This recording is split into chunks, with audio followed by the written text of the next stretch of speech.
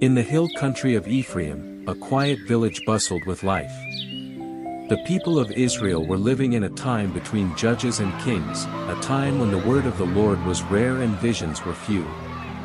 Among the many families that dwelled in the land was a man named Elkanah, who had 2 wives, Peninnah, who had children, and Hannah, who had none.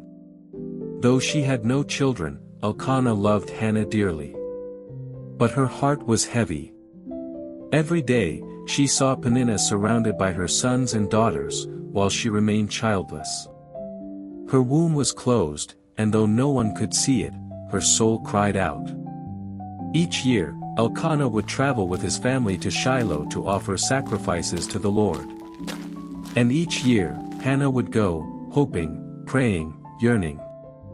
But even there, her sorrow followed her.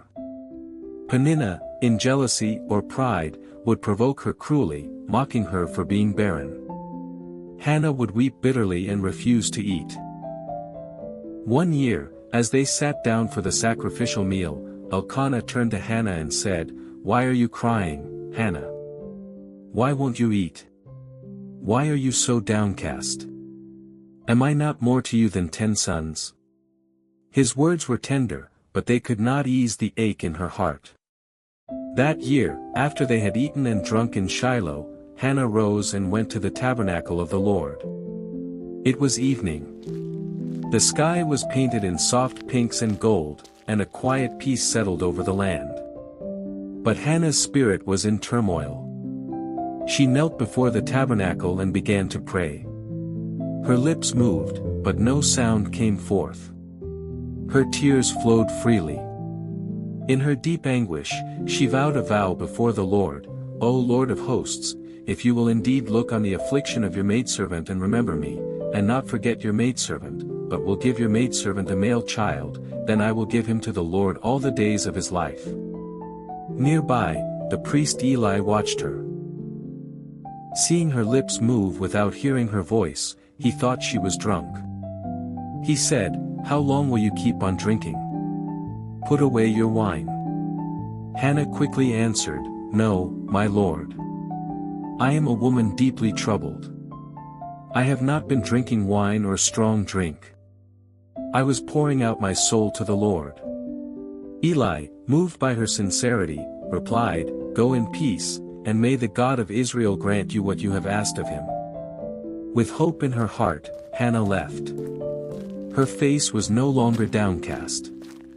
That night, her spirit was at peace. In due time, the Lord remembered her. Hannah conceived and bore a son.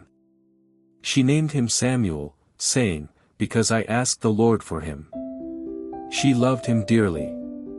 Each giggle, each little step filled her heart with joy. Yet she never forgot her vow. When the time came again to go to Shiloh, Hannah stayed behind.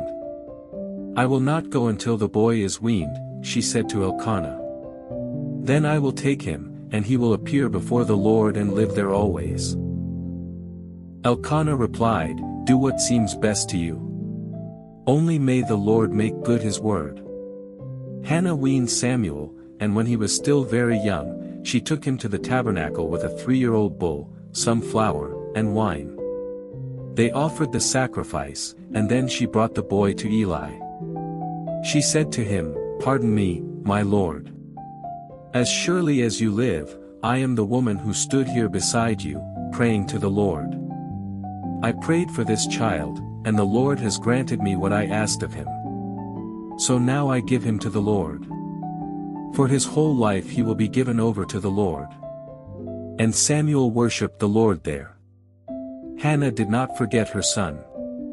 Every year she made him a little robe and brought it to him when she went up with Elkanah to offer the annual sacrifice.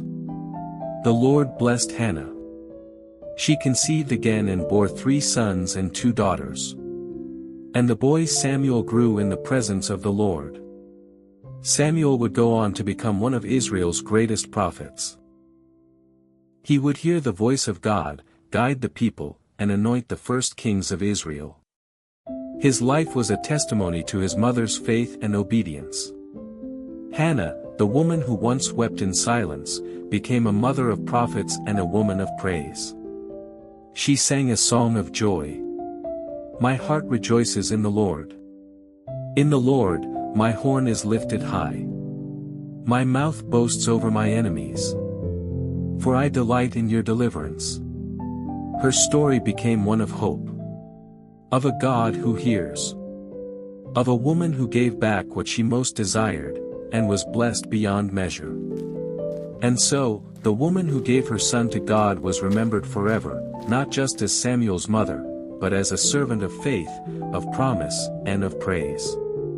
For more Bible stories and animations like this, please do not forget to like, comment and subscribe to the channel. It keeps us going. God bless you.